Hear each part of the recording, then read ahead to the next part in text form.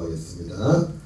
여섯째 달에 천사 가브리엘이 하나님의 보내심을 받아 갈릴리 나사렛이라는 동네에 가서 다윗의 자손 요셉이라는 사람과 약혼한 처녀에게 이르니 그 처녀의 이름은 마리아라.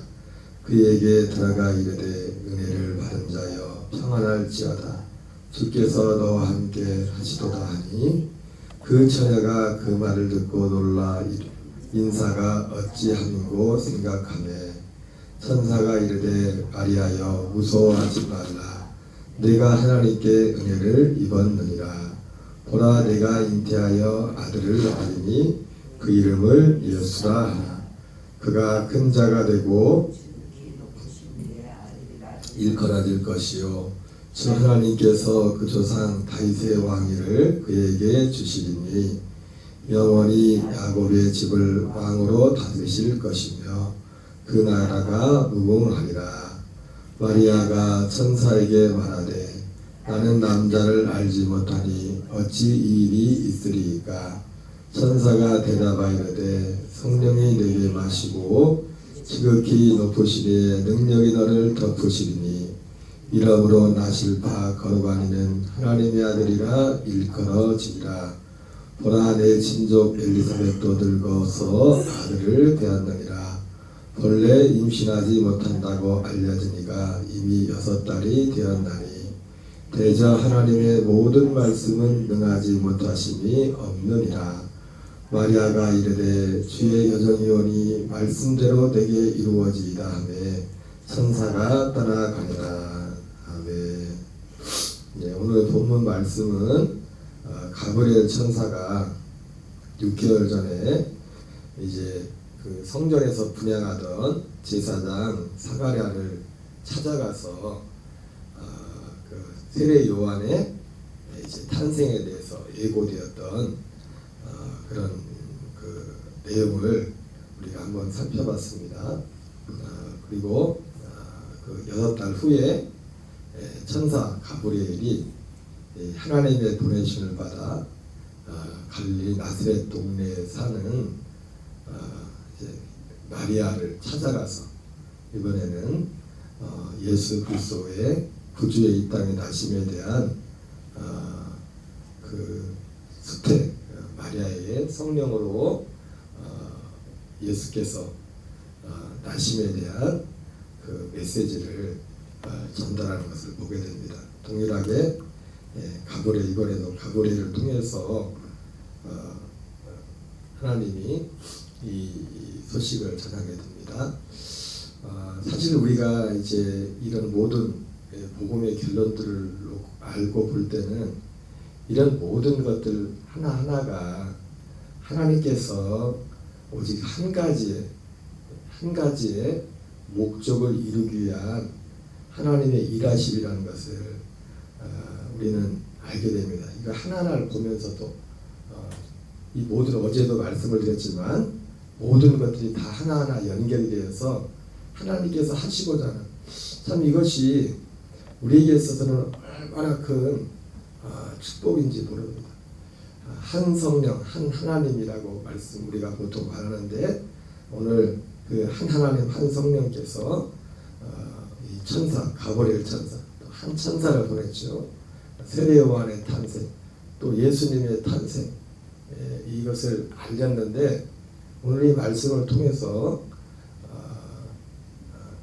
우리가 짚고 넘어가는 것은 하나님께서 이 모든 일을 행하시는 것이 이것이 뭐 억지로 짜맞추려는 것이 아니라 하나님이 이 모든 행하는 모든 일들을 하는 것은 궁극적으로 오직 무엇이냐면 하나님이 영원전 약속하셨던 그 생명에 관한 일을 이루시기 위함이라는 것을 우리는 늘 그 사실을 잊어서는 안 됩니다. 그리고 그것이 사실이고 또 오늘 우리가 살아야 될 삶이 바로 그것이기 때문에 이것은 너무나 중요한 것입니다.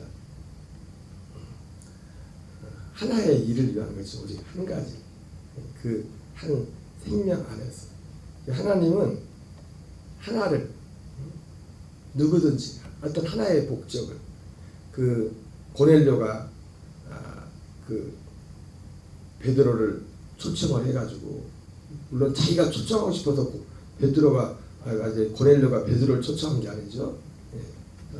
천사가 성령에 지시하여서 이제 베드로를 초청하는데, 그때 베드로가 고넬료를 만나고 나서 했던 말이, 자초지정을 듣고 나서 베드로가 뭐라고 합니까? 하나님은 세상 어디에 있든지 하나님을 정말 경외한 자들을 받으시는 줄을 알았다. 그런 말을 베드로가 고넬료에게 하는 것을 보게 됩니다. 오늘도 동일하신 하나님, 동일하신 누구든지 제가 어제도 잠깐 말씀드렸지만 내일은 제가 설교를 하지 않고 어떤 선교사님의 그 말씀을 보여드리려고 합니다. 같이 보려고 할 때 제가 우연히 제가 그분을 알고 있던 분도 아니고, 그분이 돌아가신 지도 벌써 11년 했다고 하더라고요. 암으로 투병하시다가 돌아가셨는데, 아마존에서 선교하시던 분이었는데, 부부가 여자 선교사님이 먼저 돌아가셨는데, 그분이 우연히 그분이 유튜브에 떠가지고 이제는 설교를 들었는데, 그분은 그 십자가의 도라고 십자가를 전하시는 분이에요. 십자가를 전하시는 분인데, 그런데 십자가의 도인데 들어보니까 이 그리스도의 복음하고 결국 그리스도의 복음이에요. 그분이 전하는 십자가의 도, 그리스도의 도. 그러니까 그분이, 근데 이제는 성경적으로 볼 땐 보니까 그 선교사님이 제가 전하는 것처럼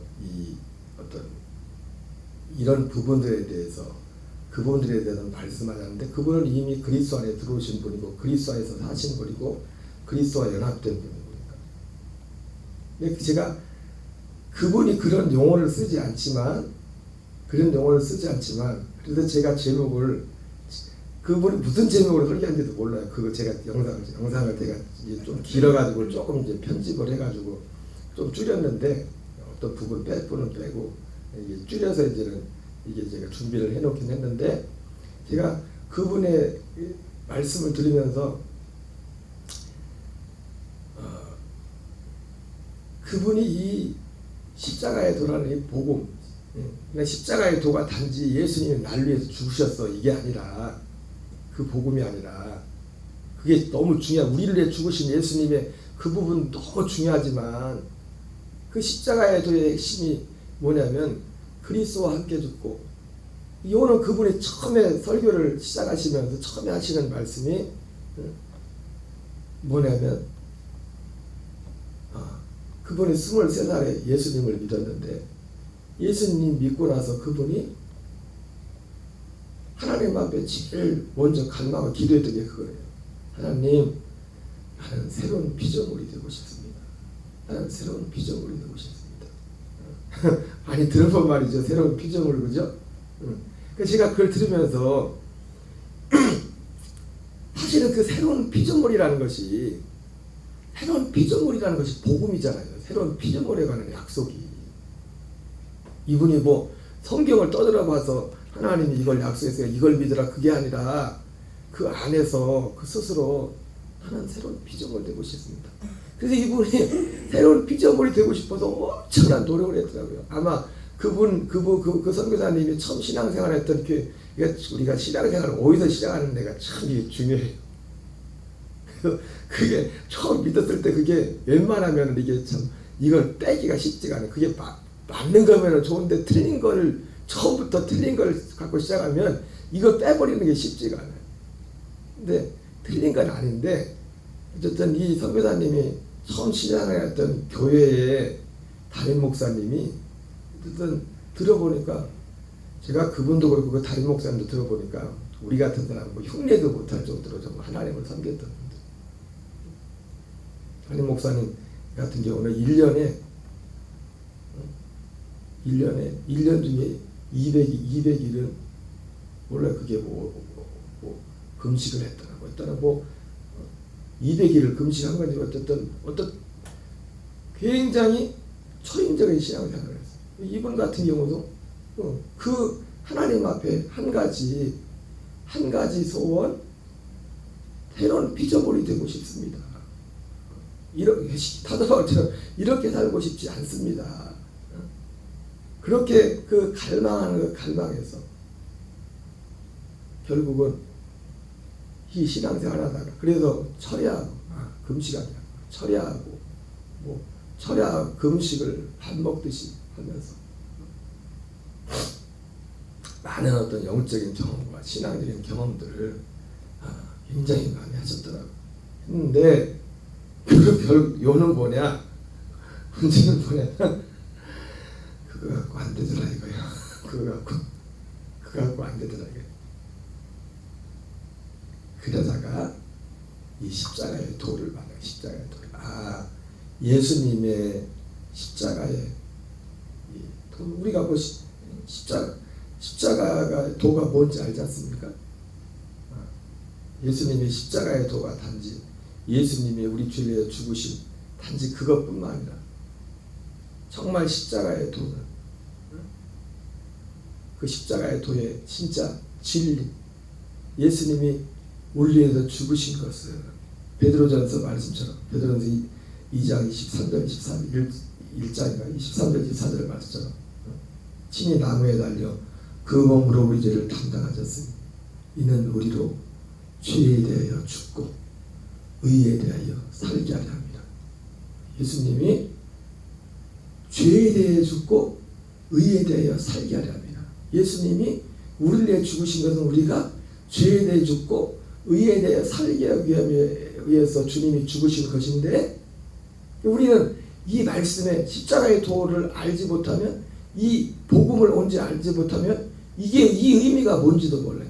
예수님이 우리를 위해 죽었으니까 이제는 우리는 죄 짓지 말고 의롭게 살아야겠구나. 맞아요. 그 의미가 포함되어 있어요. 그 첫 번째는 그 의미죠. 그런데 그 말씀 속에 있는 의미는 뭡니까? 그것은 기본적으로 우리가 예수님이 나를 위해 죽었으니까 더 이상 죄 짓지 말고 거룩하게 살아야지. 당연히 이 마음이 우리 속에 있어야 됩니다. 사실은 어떤 면에서 보면 이 마음의 기본 중심이 굉장히 중요한 거예요. 그 선교사님이 사실 이 복음에 연합할 수 있었던 것도 뭡니까? 그 마음속에 예수 믿고 나서 나 새로운 피조물이 되고 싶습니다. 그 말이 무슨 말이에요? 그 말이죠. 나 새로운 피조물이 되고 싶습니다. 이 말이 뭡니까? 나 이제 죄 짓지 않고 의롭게 살고 싶습니다. 거룩하게 살고 싶습니다. 이 말이잖아요. 당연히 예수님이 나를 위해 죽으셨다는, 주님이 죽였다는 그 사실을 그것만 믿는다고 해도 당연히 그것을 진짜 그 예수님을 믿는 사람 속에 마음속에 당연히 생기는 게 뭡니까? 제일 먼저 생기는 것이 나 이제 예수님 이름으로 이제 좀 인생 좀 펴보고 좀 그런 소원이 아니에요. 나를 위해 죽으신 그 예수님을 정말 믿음으로 믿게 되면은 그 안에 생기는 가장 먼저 생기는 게 뭐냐면 어쩌면 선교사님이 가지고 있었던, 어쩌면 아닙니다. 그분은 너무 그게 컸던 거죠. 너무너무 보통 사람보다. 그리고 그분이 섬겼던 담임 목사님이 또 그 삶에 있어서 1년 중 200일 이상을 철야하고 금식하면서 그 일을 위해서 그 방법이 그거였던 겁니다. 철야하고 금식하는 그 철야하고 금식한 목적이 뭐 여러 다른 목적이 아니라 그 목적 때문에 그 마음이 되게 중요한 거죠. 그러나 그 말씀 속에는 죄에 대해 죽고 의에 대해 살게 하려면 이 말씀 속에는 기본적으로 그런 의미가 담겨 있지만은, 그러나 그거요, 마음은 너무 소중한 건데, 그 마음은 너무 소중한 겁니다. 그러니까 우리 마음에도 늘 그 마음의 중심을 잃어버리면 안 돼요. 그러나 그 마음의 중심이 있다고 해서 그렇게 살 수 있는 게 아니에요. 복음이 뭡니까? 그 마음의 중심을 실제로 살 수 있도록 만드는 것이 복음이라고. 죄에 대해 실제로 죽게 하는 것이. 죄에 대해 실제로 죽게 하는, 내가 죽고 싶다고 죽을 수 있는 게 아니라 예수 그리스도의 십자가의 죽음은 나를 위한 죽음뿐만 아니라 내가 죽는 예수님과 함께 연합하여 죽는 그 진리가 바로 십자가의 도구나 십자가의 도구. 그리고 하나님이 우리를 하나님이 부르신 하나님의 목적도, 그리고 복음 중에 복음, 모든 것을 다 합친 것보다 가장 큰 것이, 그리고 모든 것을 하나님이 우리에게 주신 모든 목적이 바로 이것을 이루기 위한 것이구나. 그것을 깨닫게 되는 겁니다. 깨닫게 되는 거예요. 그래서 제가 제목을 그렇게 정했어요. 그래서 제목을 새 언약의 중보, 내일 설교 제목을, 그 선교사님은 설교 제목을 뭐라고 하는지 모르겠어요. 설교 제목을 잘 안 봤는데 그냥 강제식으로 누가 올려놓은 건데, 새 언약의 중보, 십자가의 도, 새 언약의 중보, 십자가의 도라고 제가 제목을 정했는데, 어쨌든 제가 그분을 보면서 하나님은, 주님은 한 분이시네. 이 하나를 이루기 위해서 그분이 십자가에 대해서 핵심을, 초점을 맞추고 있었지만, 그분이 십자가를 그렇게 강조한, 십자가의 도를 그렇게 강조하는 것은 새로운 피조물이 되고 싶습니다. 새로운 피조물이 되고 싶습니다. 로마서 7장 4절에 그러잖아요. 그러므로 너희가 그리스도로 말미암아 율법에 대하여 죽임을 당하였으니. 그게 십자가의 도 아닙니까? 그게 십자가의 도예요. 그리스도로 말미암아, 십자가에 달리신 그리스도로 말미암아 죽임을 당하였습니다. 이는 다르니 곧 죽은 자 가운데 살아나시에 가서 하나님을 위한 열매가 되게 합니다. 십자가의 도를 통과하지 않고는 다른 이에 가서 하나님을 위한 열매가, 이게 새로운 피조물이 되는 겁니다. 다른 이에게 가서, 다른 이 곧 죽은 자 가운데 살아나시에 가서 하나님을 위한 열매가 되게 합니다. 로마서 6장 4절에서는 뭐라고 말씀하십니까? 우리 옛사람이 예수와 함께 장사 지낸 바 되었습니다. 이는 우리로 하여금 새 생명 가운데서 행하게 하려 하십니다. 물론 그 선교사님이 이런 부분까지 말씀을 안 했어요. 큰 그림에서 사실은 우리가 이런 부분을, 우리는 이런 전체 그림을 보는 거예요. 전체 그림을. 그러나 왜 하나의 복음이냐? 그분은 이 말씀을 하진 않았지만은 그분이 원했던 게 그거였거든요. 그분이 원했던 게 그거였고, 그리고 그래서 그 일을 이루는 데 있어서, 그 일이 이루어지기 위해서 새로 다른 이에게 가려면, 다른 이 곧 죽은 자가 살아나시에 가서 하나님을 위한 열매가 되려면, 그리고 새 생명 안에서 살려면 필연적으로 목적지는 거기지만 필연적으로 뭐예요? 십자가를 만나야 되는 거예요. 십자가를 통과해야 되는 거예요. 십자가와 함께 연합해야 되는 거예요. 연합해서 우리가 함께 죽어야 되는 거예요. 우리가 죽어야 되는 거예요. 그분은 그 뒤에 부분을 말씀하지 않았지만 출발 자체가 그게 목적지였습니다. 출발 자체가 그것이 목적지였고, 그리고 그 길이 예수 그리스도와 죽는 길이라는 것을, 옛사람이 죽는 길이라는 걸 알았기 때문에 하나님이 그분 안에 그 길을 이루시는 겁니다. 그 길을 통해서. 사실 하나입니다. 하나인데 이 부분에 대해서, 다만 이 부분에 대해서 말씀하지 않았지만은, 깊이 말씀하지는 않았지만은, 그분은 그 누구보다도 그리스도와 생명을 나눠서 그리스도로 사신 마지막 그 한 생명까지 그리스도와 연합해서 그리스도께 드려진 그의 삶이었던 것을 어쨌든 내일 보는 거예요. 오늘 왜 이 말씀을 드리냐면, 여러분 우리가 오늘 천사 가브리엘이 6달 전에는 사가랴를 찾아가고 6달 후에 마리아를 찾아왔어. 지금 이런 하나님이 소식을 전하는데 사실은 성경은 다 이 모든 거 하나하나 우리는 막 이 하나하나 사건에만 주목하다 보면 중요한 겁니다. 왜 중요합니까? 이런 사건 하나하나가 이런 사건 하나하나가 다 연결해서 결국은 이 하나님의 복음 하나를 완성하기 위해서 이 모든 것들이 지금 사건 하나하나 다 모든 것들이 제가 그분의 한 편 들어서 설교 한 편인가 두 편 그냥 광주 갔다 오면서 그런데 뭐 설교를 많이 들어봐야 합니까? 그것도 그 엑기스가 다 그 안에 다 들어있는 그분이 하시고자 하는 엑기스. 그런데 또 하나 제가 놀란 게 뭐냐면 은사에 대해서 언젠가 은사에 대해서 말이죠. 은사에 대해서 성령의 은사에 대해서 말씀할 때 제가 그런 말씀을 드렸잖아요. 근데 지금 그런 말씀 드렸죠. 우리가 고린도서 10장에 나오는 성령의 은사가 있는데